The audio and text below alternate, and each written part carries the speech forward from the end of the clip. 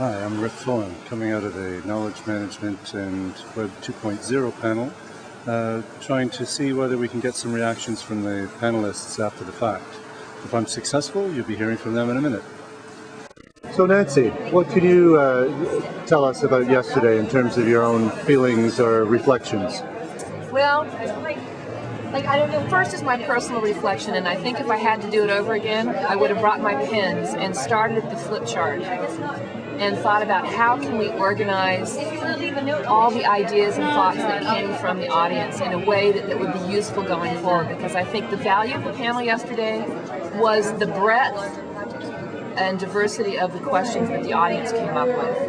I think, and you know me, ideally we could have structured the whole session so that we could have had the whole session be about that rather than about trying to generate it off of, little bits from the front of the room.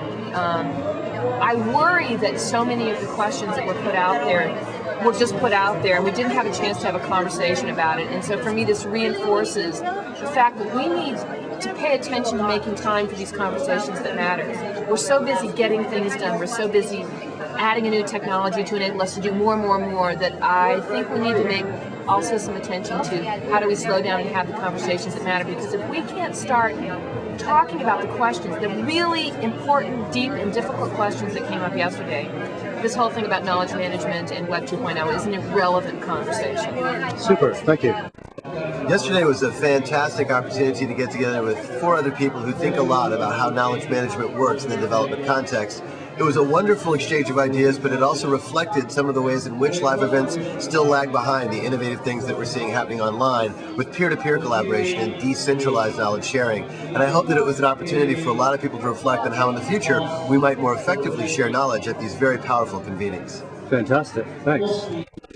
Given the ubiquitous nature of knowledge, the fact that it is very different from manual work, and that it is reposited within people, there is a very, very strong need to realize that the bulk of the world's population who has this repository of knowledge are not being reached at all. And the challenge for Web 2.0 will be how to reach out to the knowledge that is just lying dormant, not being tapped into at this moment. That, I think, is the future of the knowledge and Web 2.0. So, the thing that struck me the most is that the need for authenticity in a knowledge management Web 2.0 space, which my knee-jerk reaction is authenticity is a paradigm that might not apply to Web 2.0, but then at the same time, I think there's a need to establish certain ways of knowing if information that you find is authentic or relevant to you or not. So, that's one of the things that struck me about the conversation yesterday.